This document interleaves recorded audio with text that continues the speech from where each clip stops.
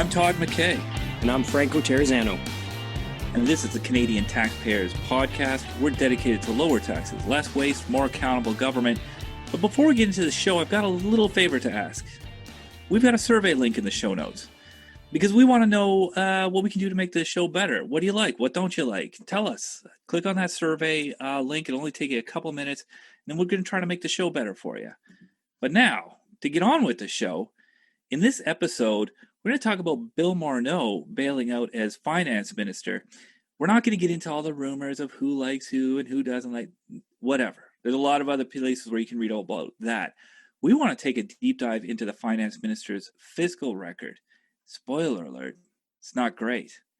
And in Waste Watch, union bosses in Ontario are making big contract demands for teachers that just, listen, they're not affordable. But even the negotiations, just to sit down and talk, is costing taxpayers a lot of money. We're going to get into that. But before we get into that, let's talk about the Fed's decision to extend the Canadian Emergency Response Benefit, which is also known as CERB. Yeah, and listen, it's important to talk about these policies and their actual impact in the real world. And let me give you an example. So this weekend, I took my kids over to the Burger Cabin. It's this little place, serves burgers. The onion rings are unbelievable here in Moose Jaw. It's amazing. If you're in town, drop by there. There's a huge lineup. They're doing a great business there. But when I finally got to the window, after social distancing, all that, it's all outside. It's good on that front.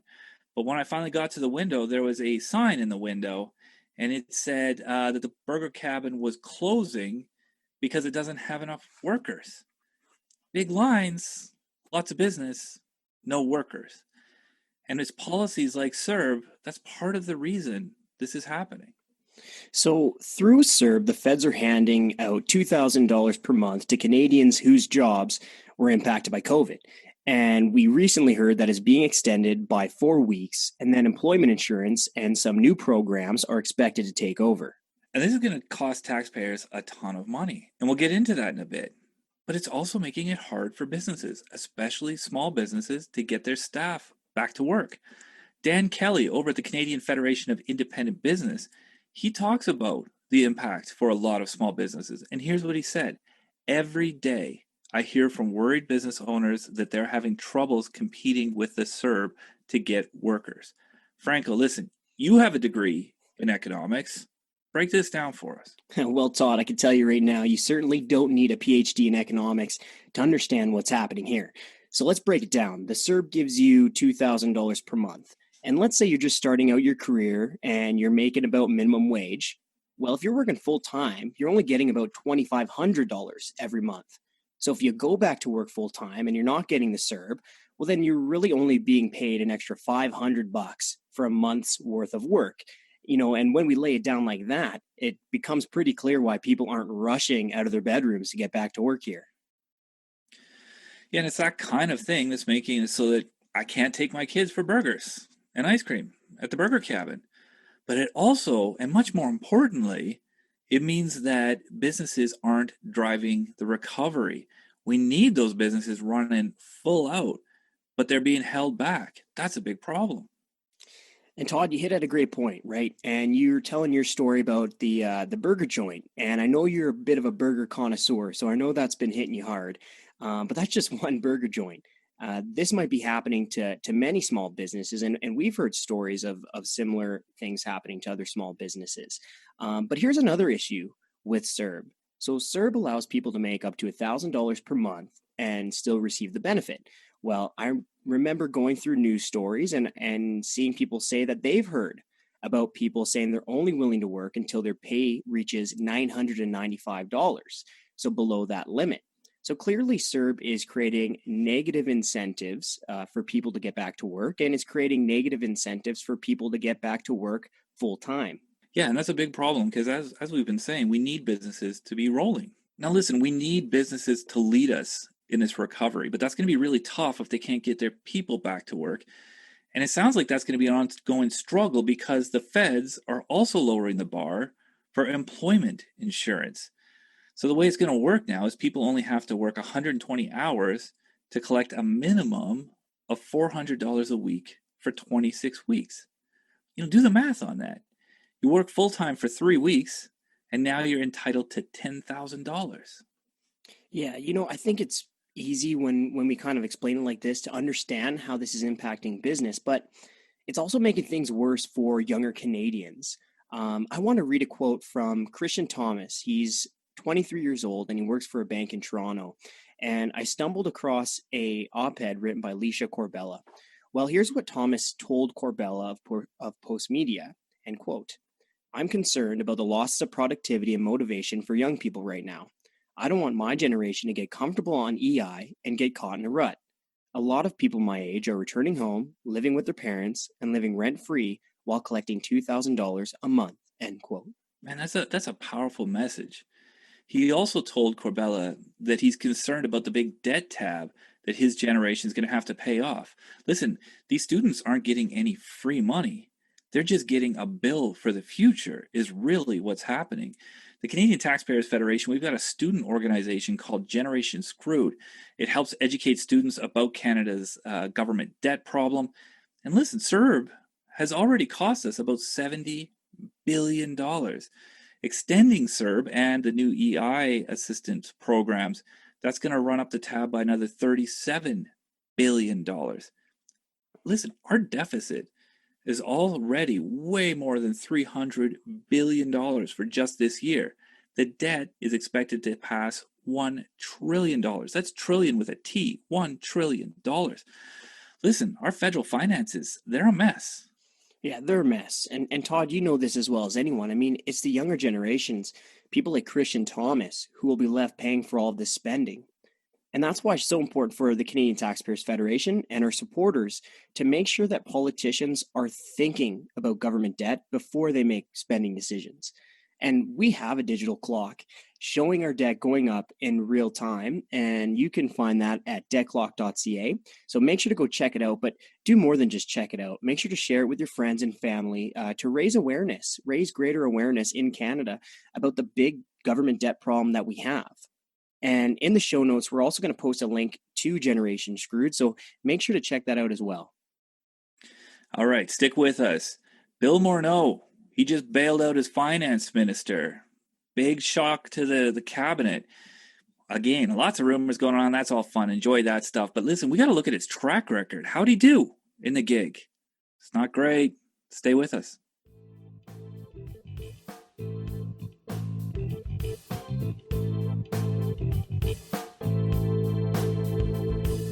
It's time for Deep Dive. This is where we get deeper into important issues. And Franco, there's been massive news coming out of Ottawa. I think we've got to dive into it. Yeah, and I think massive news is a bit of an understatement here because Bill Morneau has stepped down as federal finance minister, and he's also resigning his seat as a member of parliament. And we've heard that Chrystia Freeland will replace Morneau as Canada's new finance minister. Now, there's a lot of gossip going around right now on why Morneau resigned, but I don't want to talk about that. You can read that everywhere else in the news. You can hear about that everywhere else. What I think is important and what I think taxpayers need to know is Morneau's fiscal track record. Let's look at the facts. What did Morneau's 4+ years as finance minister mean for taxpayers? Yeah, there's a lot to unpack in his record as finance minister, but let's start in an obvious place. Morneau's small business tax changes. Yeah, I mean, in the dead of summer in 2017, the feds proposed one of the drastic changes to the tax system in decades, and the feds wanted to ram it through in 75 days. Now, the proposed changes were all pretty complicated, but here's the high level.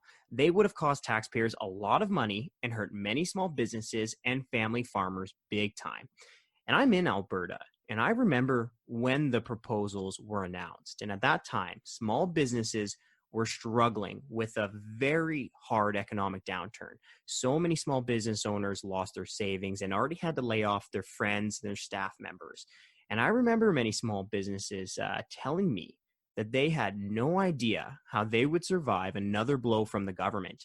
And these small businesses, I mean, they're the backbone of the economy. They take so much risk, and they felt targeted by Morneau and by the Trudeau government. Yeah, so here at the Canadian Taxpayers Federation, we jumped into that fight. The victims of these tax hikes weren't the billionaires on Bay Street. These victims were people the government claims to be trying to help, small mom and pop shops in small towns across the country, lots of family farms, all those kind of folks. So we hosted town halls so that taxpayers could learn about the changes, what they mean, and air their grievances, have a voice over what's happening. We had petitions so people could sign up and take a stand. Our federal director, Aaron Woodrick, he was doing tons of media on this. We had a letter writing campaign. And then we kind of had a little bit of fun too. We did a stunt. We hired an airplane to fly around Parliament Hill with a banner that said, "No small biz tax hikes." And Todd, you know, our Canadian Taxpayers Federation supporters are great. And because they were so engaged and really gave it to Morneau, really amped up the pressure on the Trudeau government, they did ease off a bit. I mean, the end result certainly wasn't as bad as the original proposals. And, and the feds moved forward with reducing the small business tax rate. So another controversy that surrounded Morneau was a French villa. It seemed to have escaped his mind completely. Well, who hasn't forgot about their villa in the south of France? Am I right? Well, seriously, though, it took 2 years for Morneau to disclose a private corporation that owns his family villa in France, and that put him in some hot water. And this is what Conservative MP Pierre Poilievre had to say about it. Quote, "I guess that he expects us to believe that he's so rich that he just forgot that he has a private corporation in France and a wonderful villa in Provence." End quote. And this controversy came to light during the same time Morneau was pushing his small business tax hikes. And that's important context, as former NDP ethics critic Nathan Cullen pointed out. Here's what Cullen said at that time, quote, "Morneau seems to have set something up which makes it easier for him to pass on his wealth to his kids, where they're proposing tax changes which make it harder for farmers to do the same thing." End quote. Yeah, that's a pretty tough circle to square there for the former finance minister. Okay, let's shift focus slightly. We can't talk about a finance minister's record without talking about deficits and balanced budgets. Franco, how do you do with that? Well, I think all Canadian taxpayers know the answer to that question, and it's not good. And I think that's being generous. Well, here's what Trudeau promised ahead of the 2015 election. And what Canadians need are leaders who will tell them the truth. And that's exactly what I'm going to do. We are committed to balancing the budget in 2019. Well, Morneau's own 2019 budget showed that he missed the mark by about $20 billion. And of course, that's 2019. So that's before COVID-19 hit. And COVID-19 then had nothing to do with that massive deficit. That was all before the pandemic when he missed the mark. Yeah, and this is a perfect example why we need our finance ministers to be prudent, especially during good times. You never know what's going to happen. I definitely didn't see a pandemic coming. We need to make sure we're not spending ourselves broke during the good times, so we have a little bit of wiggle room, a little bit of cushion if something goes wrong. The Fraser Institute's done some really interesting research on this. It turns out the Fed spent more than $9,000 per person in 2019. Again, that's pre-COVID. After adjusting for inflation and population growth, per person spending was at its highest level ever in Canada. It was higher than during the Great Depression, during both world wars, during the 2009 recession, and that's accounting for inflation and population growth. Morneau spent the rainy day fund when the sun was shining. Yeah, there's no way around this simple fact that the reckless deficit spending put Canada in a worse position to deal with the COVID-19 pandemic and the economic shutdown. And now we're face to face with a deficit that's going to be over $300 billion, the largest Canadian deficit ever recorded. We're going to pass the $1 trillion debt mark. That's 1 trillion with a T. You know, that's a 1 followed by 12 zeros after it. And all that money has to be paid back. Yeah, those deficit and debt numbers are bad. They are very bad. But it kind of seems like the straw that broke the camel's back was Morneau's family ties with the We charity. Cabinet rubber-stamped a decision to have We administer a $900 million student grant program. Obviously, it had to backtrack on that, but in the meantime, Morneau failed to recuse himself before that decision happened, even though there were obvious close ties. Turns out We had covered tens of thousands of dollars in travel expenses for Morneau and his family back in 2017. Eventually, Morneau wrote a check for more than $40,000 to cover those expenses and apologized. I'm not going to sugarcoat it. Morneau's record for taxpayers is not good. Quite frankly, it's bad. There is, however, a small silver lining, and that's shortly before resigning, Morneau went on the record saying that the feds aren't considering tax hikes to deal with the COVID-19 budget challenges. That's the good news. And here's what Morneau said when he was asked about new taxes to pay for the massive surge in federal spending. We're not thinking about raising taxes. What we're thinking about is preserving our economy for the future, making sure that we can actually get back to a vibrant place. And even after Morneau quit, here's what Prime Minister Justin Trudeau had to say about higher taxes. The last thing Canadians need is to see a raise in taxes right now. Millions of Canadians are out of work and looking for work. The economy is still nowhere near where we need it to be. We have work to do, and we are not going to be saddling Canadians with extra costs. So the feds are clearly on the record saying they won't hike taxes. Now we need massive spending restraint in Ottawa. The Canadian Taxpayers Federation and our supporters are really going to need to hold the politicians in Ottawa's feet to the fire to make sure that we get back to a balanced budget without tax hikes. Hi, I'm Scott Hennig, president of the Canadian Taxpayers Federation. When we started this podcast, we honestly didn't know if anyone would listen, but now we're getting thousands of downloads each week. So first, thanks for listening.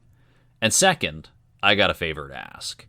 We want to know what you would do to make this podcast even better. We've got a link to a survey in the show notes. It's anonymous, and it'll only take a few minutes to fill out. And I guarantee it'll help us make a better podcast. So please, go to the show notes, hit the link for the survey. Thanks again for listening. Okay, now back to the show.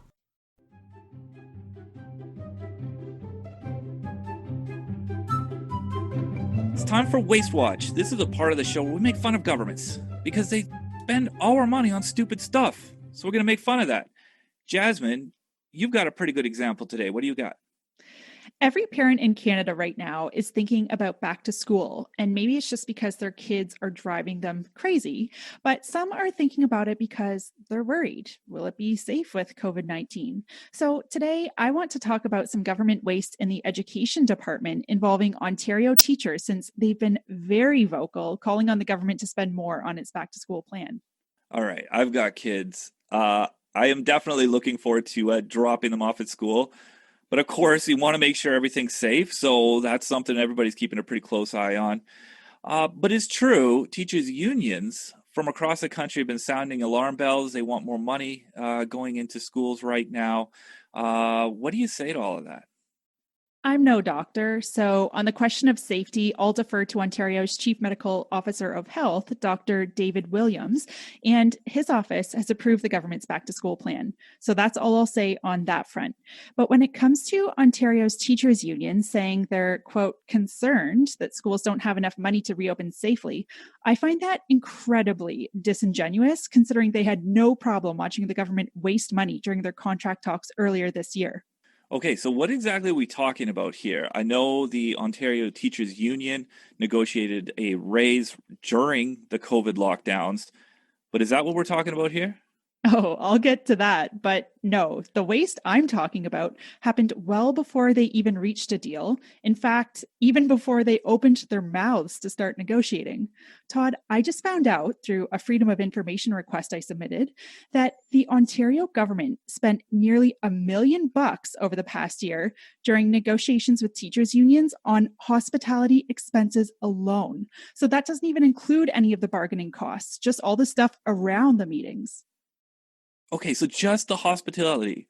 So not the salaries for the negotiators, not the lawyers, not all the photocopying, all of that stuff. Just the hospitality was $1 million? Exactly. $1 million wasted on food and fancy hotels so the unions could try to squeeze an even bigger raise out of broke taxpayers. You know, and it's crazy because between unions and governments, they must have about 1 million meeting rooms that they could have just walked down the hall and used for free. So that's incredible. Just sitting down together cost taxpayers $1 million. kind of makes social distancing feel like a good idea. Maybe we should do the next round by Zoom or something, see if we can save some taxpayer money. Yeah, exactly. Okay, but let's talk about the breakdown. How in the world do you spend $1 million just to sit down and chat? The Ontario government spent $814,000 of taxpayer money on hotel meeting rooms at the ritzy Sheraton Hotel downtown Toronto. The government spent $21,000 on staff meal expenses and $72,000 on staff accommodations when staff had to spend the night during negotiations. Okay, so just so we're clear, do these numbers also include the teachers' union side? Are we paying for both sides of the negotiating table as taxpayers? The government says no, that it didn't pay for costs incurred by the unions and that any shared meeting space, they split the cost. But that's actually an improvement for Ontario taxpayers. The last government in Ontario gave teachers' unions over $80 million for their bargaining expenses, and they didn't even bother to ask for receipts. Yeah, that's crazy. When you're in a negotiation and you're paying the costs on both sides of the table and it's $80 million, it's insane that only getting it down to $1 million is a huge improvement. And the craziest part is, it's not like Ontario's got stacks of cash just sitting around. It's not like we're in some kind of boom and there's a bunch of money sitting around. Ontario's actually pretty broke. How big is the debt in Ontario right now? Ontario is the largest subnational debtor on the planet. Our debt's approaching $400 billion this year. And that's why it's so shocking to me that Premier Ford even entertained the teachers' request for a raise. The province shouldn't be giving any of its employees a raise until the budget's balanced and our finances are back on track. It's as simple as that. Okay, but let's play devil's advocate here. This is how negotiations work. Your side demands a bigger raise. My side says no. What's wrong with the teachers playing hardball and trying to squeeze out everything they can? They absolutely have a right to ask for a bigger raise, and taxpayers have the right to say no. Okay, so let's get back to the original question. You're saying that it's disingenuous for the teachers' union bosses to say the government should have spent more money on its back-to-school plan. Why do you say that? Because the $1 million that the government just spent on hospitality expenses during negotiations with them could have been spent on safety measures in classrooms and schools. Also, the government-wide raise that teachers quietly accepted in the middle of a pandemic just cost taxpayers $720 million. And I'll point out that's more than double the $300 million the government allocated for safety measures in its back-to-school plan. Yeah, it's pretty hard to hear somebody crying poor when they're holding a huge bag of money. Everybody wants to ensure a safe return to school for kids this fall. And I'd be the first to say that's actually one of the rare examples where taxpayer money is being spent well. But teachers' unions need to stop pretending that this government hasn't spent enough on education. It's spent the most that has ever been spent on education in Ontario, way more than the last government. It's just that most education spending, 4 out of every $5 that goes into education, goes into staff salaries and compensation, and teachers take the biggest chunk. At the very least, we just need to stop the waste, like the $1 million on meetings for hospitality expenses during, negotiations with teachers' unions when there's a boardroom in every government building in the province. Yeah, and let's remember who's getting stuck for the bill for all of this stuff. It's kids. They're the ones that are going to end up paying off this debt for years and years and years to come. For a kid sitting in kindergarten today, what's that kid's portion of the province's debt already?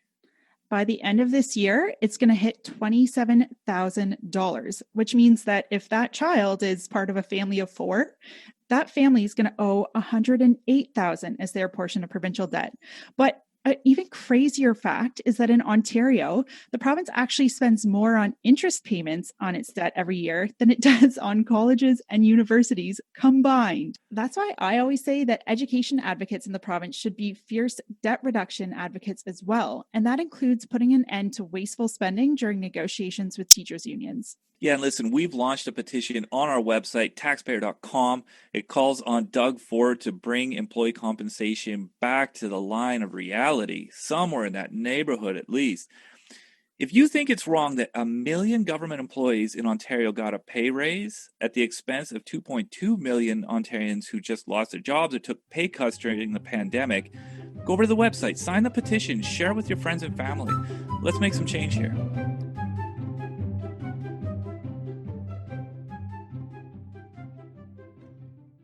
All right, that's a wrap. Thanks for listening, everybody. And thanks to James Wood. All kinds of technical difficulties, and he navigates it, makes it sound some kind of good at the end. Thanks a lot, James. Hey, please subscribe, like, share, and review our show. It really helps us get the word out to more people, more taxpayers. And of course, thanks again for listening.